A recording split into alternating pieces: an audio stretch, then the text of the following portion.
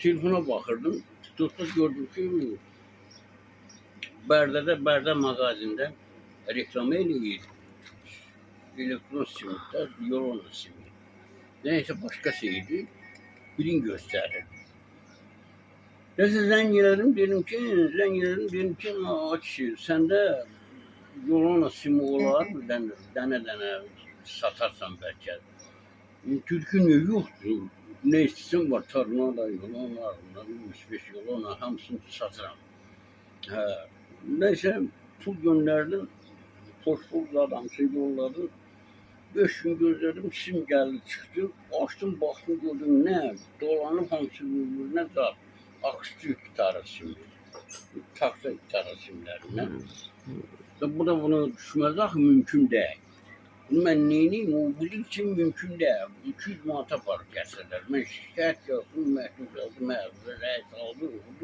Sırada ben gitmeliyim, orada izahat vermeliyim. Çünkü bu değil. Bu çok ay oldu, fırıldakçı, böyle mağazacılar fırıldakçı. Daha da adamlar gönderende ve gönderirler.